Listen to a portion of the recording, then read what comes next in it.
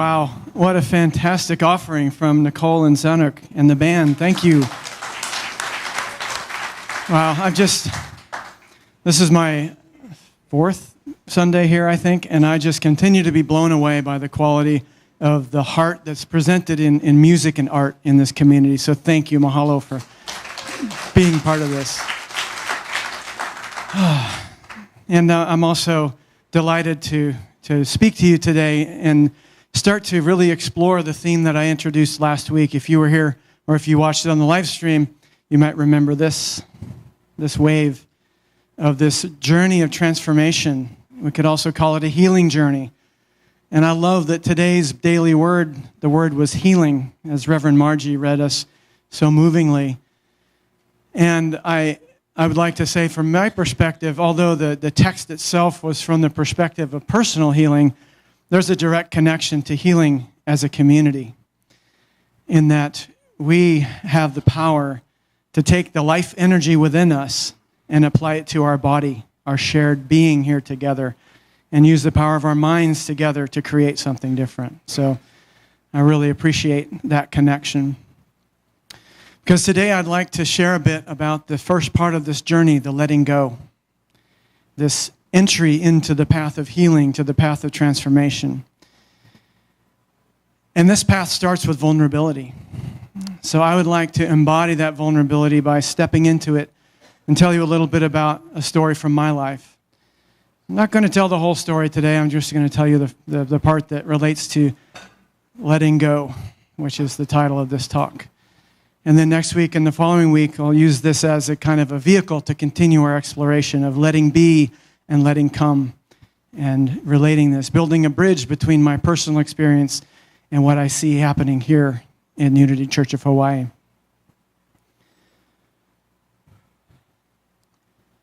So about a year and a half ago, my colleague, work partner, and friend and I were invited to facilitate a 2-day program at a convention for a different faith community, not Unity.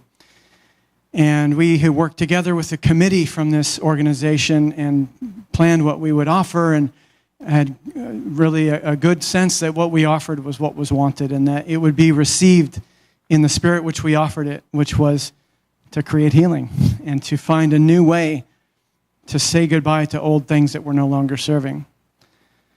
Well, we found out in a very painful way that what we were offering was not what was wanted.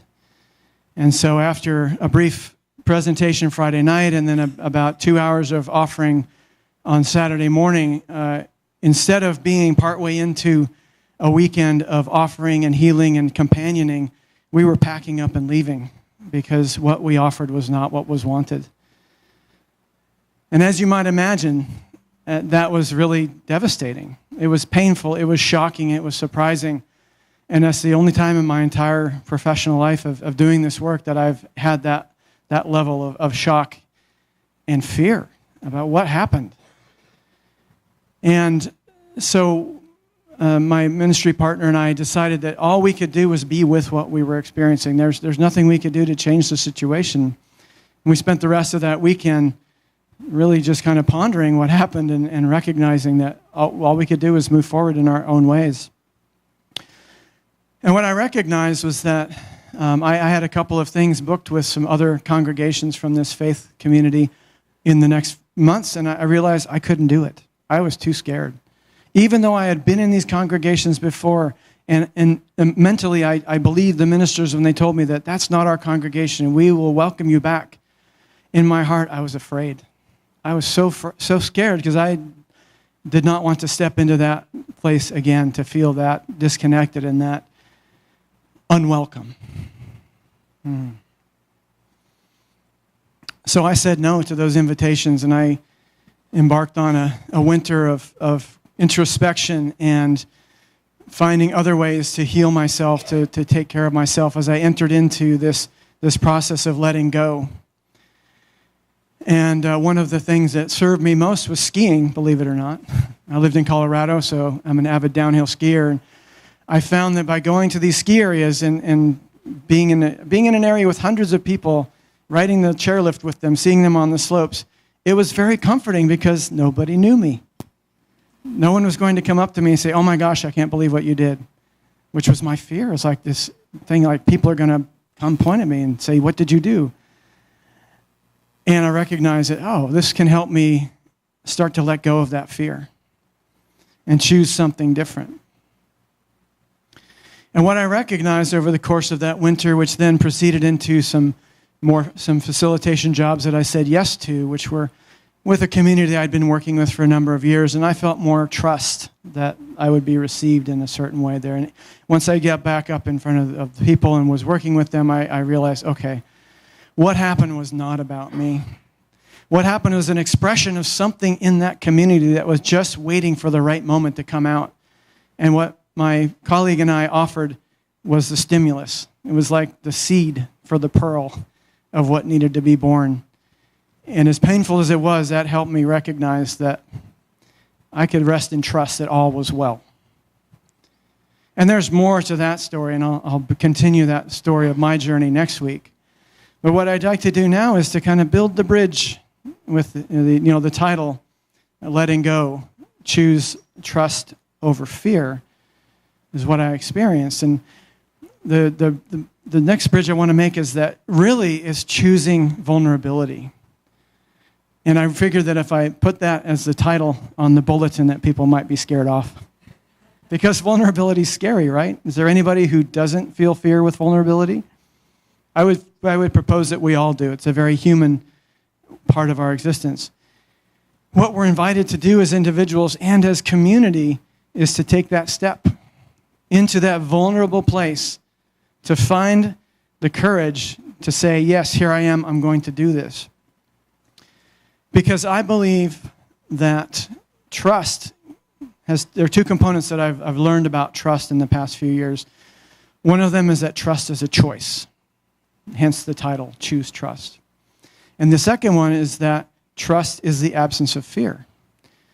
So when I make this connection and I recognize that I can step into vulnerability and let go of this fear, because really the fear that I experienced in my situation was an ego fear. I had built up this identity as a facilitator, as a trainer, as a whatever. And I really believed that. So I felt so threatened in that identity when this happened at this conference that it really shook me.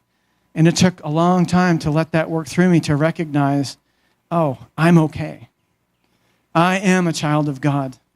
I am the light. I am Buddha nature. I am basic goodness. I am everything that is. That what I was projecting upon myself was just a concept. And once I recognized that, the fear fell away, and I had trust. And it wasn't the kind of trust that might be like, I trust that after the service there will be breakfast, which was where I was this morning, and I discovered there wasn't breakfast. Okay, not a big deal. We found a beautiful restaurant next door. This is the trust on the level of the sun will rise tomorrow. That I am okay and we are all okay, that fundamentally everything is good and right with the world. That's the quality of trust I'm talking about. And there's a word that comes from the Tibetan Buddhist tradition I'd like to share with you that is another way to express this trust, and that is Ziji, Xiji, and it means unconditional confidence. So this trust that I'll have breakfast, or trust that when I call my friend, she will answer, that's more of a conditional trust because it's based on something else, something outside of me. But this Ziji, this unconditional confidence, this trust that all is right in the world, that's me choosing it for myself. And by extension, choosing it as in partnership. Because when I step into vulnerability and I'm in community, I can say, here, take my hand. I know you're scared too. Let's do this together. And I can say, here, take my hand. I know you're scared too. Let's do this together. Before long, what do we have? We have a circle. And in this circle, what is there? No fear. In this circle, what is there? Deep peace and great happiness and, yes, safety. The safety that we can co-create for each other of trusting that all is well, all is good, and we are here together. And we have work to do. And there is more work to do internally and within our community.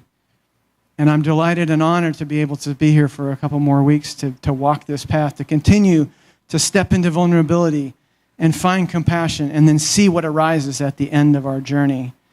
So we can look back and say, oh my goodness, where have we been and what have we created? What a joyful thing it's been.